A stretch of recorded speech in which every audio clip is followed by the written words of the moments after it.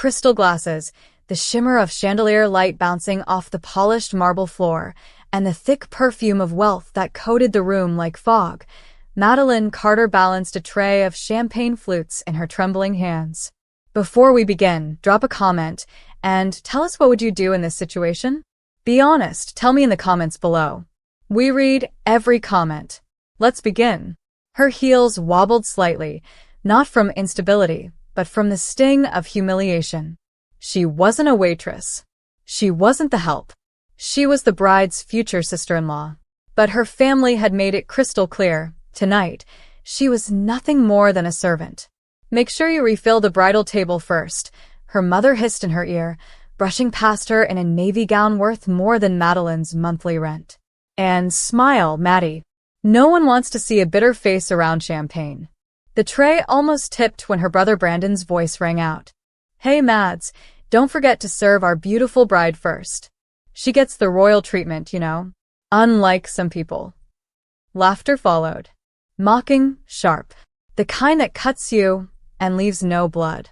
Madeline turned, jaw tight, only to find her future sister-in-law, Kristen Whitmore, reclining in her chair like a bored princess. Careful with the drinks, Kristen said, not even bothering to look up. We wouldn't want you to trip and embarrass yourself. Or worse, spill on someone important. Another round of laughter.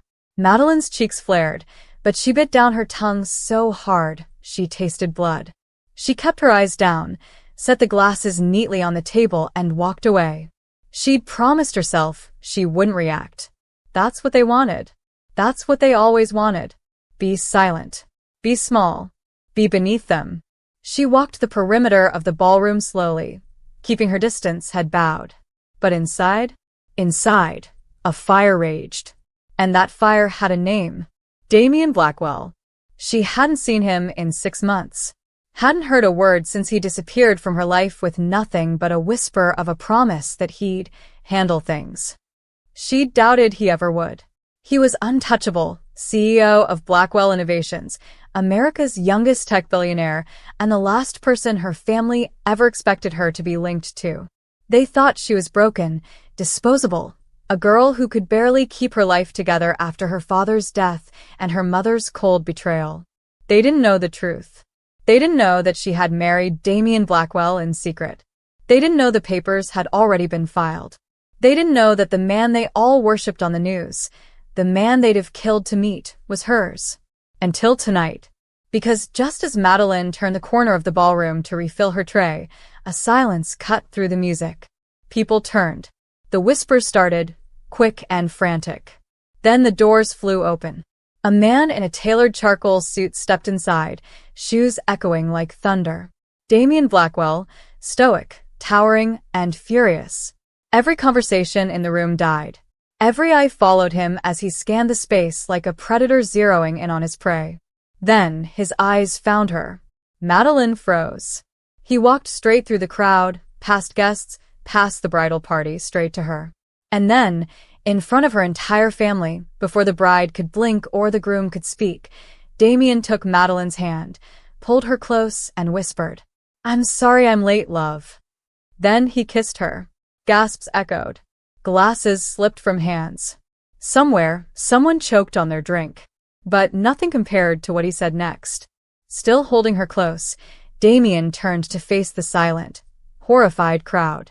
"I'd like to reintroduce you all to my wife, Madeline Blackwell." For a moment, no one breathed. Kristen's lipstick-smeared smile froze like a glitch in a video. Brandon's champagne flute slipped from his fingers and shattered on the polished floor. And Madeline's mother? Her face drained of every ounce of color, like someone had unplugged her from reality.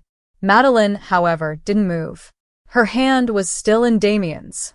His grip was firm but warm. Grounding. Protective. He didn't waver. Not even when Madeline's brother muttered under his breath, "What kind of sick joke is this?" It wasn't a joke. Madeline's voice finally cracked through the silence, steady and soft, but with a razor's edge. "It's not a joke. We were married 3 months ago. In Manhattan. Quiet ceremony. No media. Just 2 witnesses." She looked directly at her mother. "You weren't invited." The words echoed like gunfire in the ballroom. But she's just, Kristen stammered, rising from her seat as if standing made her words more believable. She's a nobody. She was serving drinks 10 seconds ago. Damien turned his eyes on her, and Kristen instantly stepped back, her face twitching with confusion and fear. I asked her to be here anonymously, Damien said calmly. We knew how you'd all treat her. And guess what? You didn't disappoint. He let go of Madeline's hand for a second and stepped forward. The weight of his presence alone had Kristen backing into the decorated backdrop behind the bridal table. Madeline is not beneath anyone in this room, Damien continued, voice colder now. She's the most brilliant, dignified, and loyal person I've ever met. And unlike everyone else here tonight, she doesn't pretend to be someone she's not. 8, Brandon said, eyes darting between them. So, you're really married? For real? Damien didn't answer. Instead, he reached into his inner jacket pocket, pulled out a folded document, and handed it to Madeline. She opened it slowly, then raised her chin and announced, "This is the ownership deed to the building you're all standing in right now. Blackwell Holdings purchased it 2 weeks ago." A fresh wave of panic tore through the crowd. A few guests actually moved toward the doors. The bride's parents looked like someone had thrown cold water in their faces. "You're lying," Kristen whispered, voice hoarse. "No, I'm not," Madeline said quietly, then nodded toward Damien. "My husband transferred it under my name." Damien added flatly, "Which means your wedding venue? It's her property now. I'd recommend saying thank you before you get charged for overtime." Laughter bubbled up from somewhere in the crowd. Not everyone, but enough to sting. Kristen's perfect wedding was now hosted in her new sister-in-law's building, the woman she called beneath us. Madeline didn't gloat. She didn't need to. The silence she left behind was far louder. She turned to walk out of the ballroom, the train of her deep blue gown sweeping behind her like royalty, Damien at her side. But she paused at the exit, glanced back, and said to Kristen, "You always said I'd never matter. But tonight? You toasted your marriage under my roof. Enjoy the reception." Then she walked away, her heels clicking like a victory drumbeat across the marble floor. Outside, the night was cool and quiet. Damien opened the car door for her, a sleek black Bentley idling at the curb. She hesitated. "Did I go too far?" she asked. Damien smiled faintly. "Not far enough." The soft leather of the Bentley's back seat still carried her scent when Madeline leaned back, trembling, not from fear, but from the weight of everything she had buried for years suddenly erupting in front of her family's eyes. Damien reached across the console, brushed his fingers along hers. "You are flawless back there," he said, voice low and proud. Madeline closed her eyes, biting down the lump in her throat. "I didn't think I'd be able to say it. I didn't think I'd feel that strong." "You weren't strong," he corrected, turning toward her. "You were unstoppable." The car pulled away from the curb, leaving behind a ballroom of broken egos and spoiled champagne dreams. But for Madeline, it wasn't over. Because the wedding wasn't just the start of a new life for her brother, it had been staged as a funeral for her dignity. Her mother had orchestrated it masterfully. The black sheep daughter, reduced to a background prop, made to serve the bride who once snatched Madeline's internship out of jealousy. It had always been like this. Brandon got the praise. Kristen got the spotlight. Madeline got told to stay in her lane. And tonight, she had until she owned the whole road. The next morning, Madeline sat at the breakfast table in their penthouse apartment overlooking Central Park. The light spilled through the tall glass windows like gold. But it wasn't peace she was feeling. It was something more surgical, focused. Because revenge wasn't the goal anymore. Reinvention was. Her phone buzzed. It was a private number. She answered and heard the nervous voice of her mother. "Madeline, we need to talk. I didn't know. About the marriage. About all of it." Madeline kept her voice even. "You didn't ask." There was silence. Then her mother said, "Do you know how humiliating it was? People are calling me nonstop. Reporters. Business partners. Friends. They're all asking if it's true, if my daughter married Damien Blackwell behind our backs. Madeline didn't blink. Why are you calling, Mom? I just want to understand how this happened. Oh, you mean how your daughter, who you once said would never make it without your guidance, became more powerful than your entire circle? You don't need to be cruel. Madeline smiled tightly. I'm not being cruel. I'm being clear. More silence. I need to see you, her mother finally said. Please. Just lunch. 1 hour. Madeline thought for a long moment, then replied, Fine. But I choose the place. And I don't bring a tray. Later that afternoon, Madeline arrived at Astra, a rooftop restaurant she once dreamed of dining in, back when she was earning $15 an hour at a local cafe, while Kristen strutted around in designer heels pretending to be a self-made woman. Now, the staff bowed when they saw her.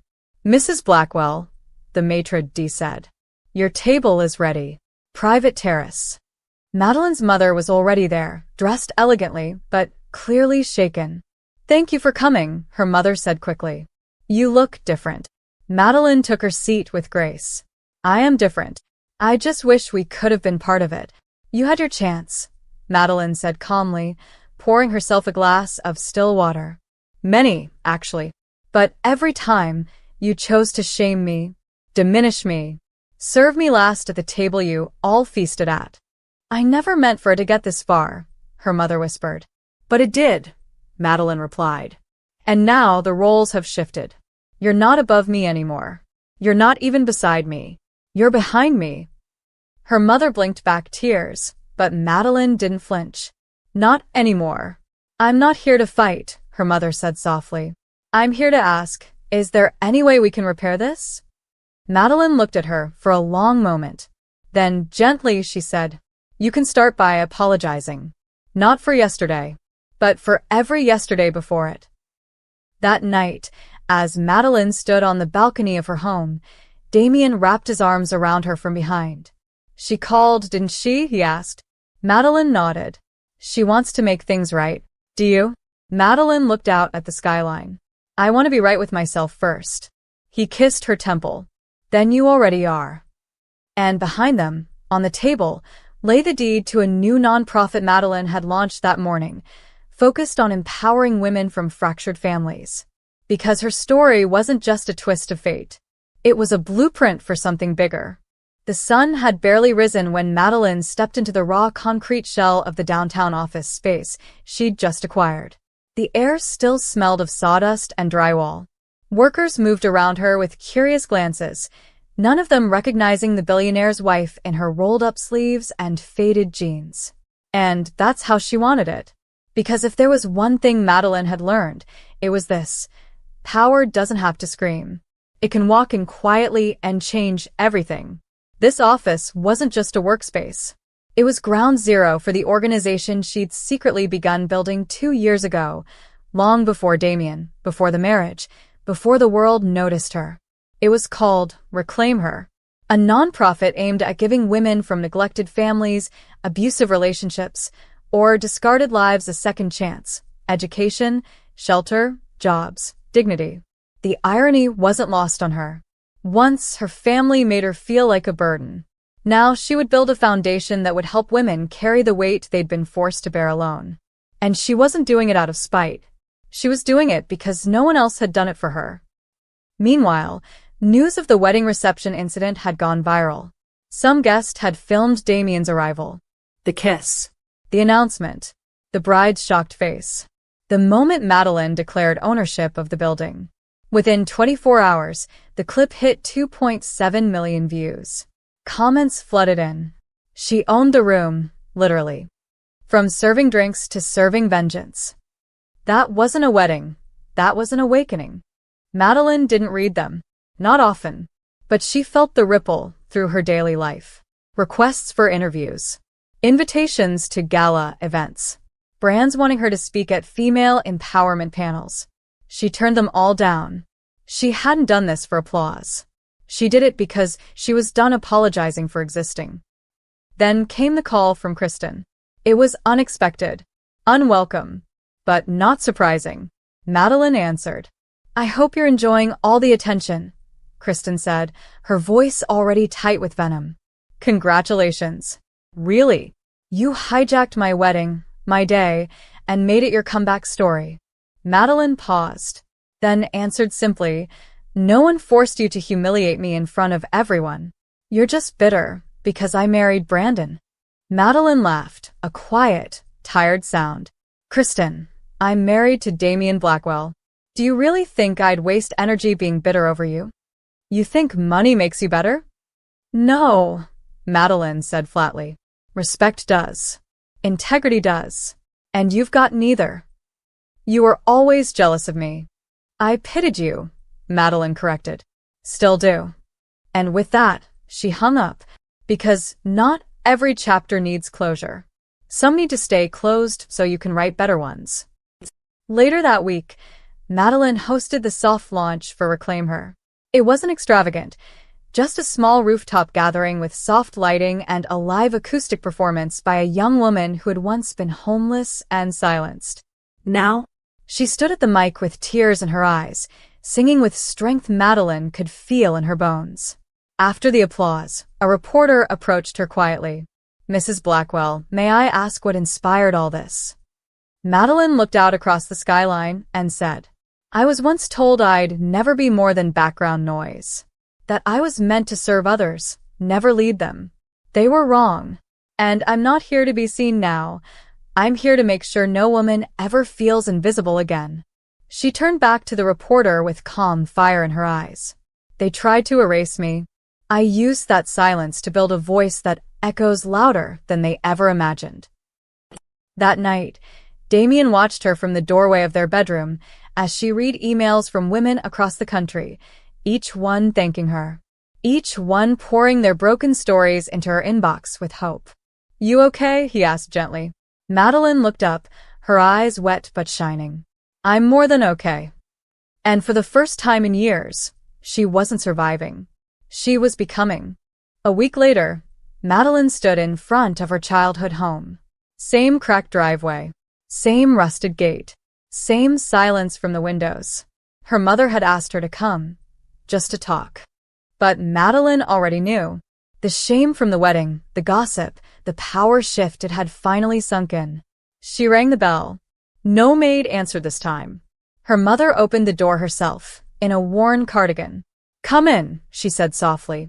Madeline stepped inside. Nothing had changed. Not the outdated wallpaper, not the picture frames, except the ones with her in them were now back on display. Her mother fidgeted. "I saw the news. The foundation. The work you're doing. I never thought." Madeline didn't let her finish. "You didn't think I could be more than your disappointment." Her mother lowered her head. "I was wrong," she said. "I was cruel, and I regret it every day." Madeline stayed quiet. "I can't undo what I did, but I want to make peace." Madeline looked around. She didn't feel anger anymore, just distance. "I forgive you," she said, "but that doesn't mean we go back to how it was." Tears rolled down her mother's face, and for the first time, Madeline felt free. Outside, Damien waited in the car. When she got in, he looked at her gently. "You okay?" She nodded. "I said what needed to be said. For me." He took her hand. "Ready for the fundraiser? Let's go." That night, as she took the stage at her foundation's first major gala, the applause was thunderous. Not because she was a billionaire's wife, but because she was a force of her own. As the lights shone down, Madeline looked across the crowd and smiled. Because the girl who once served drinks at her brother's wedding now raised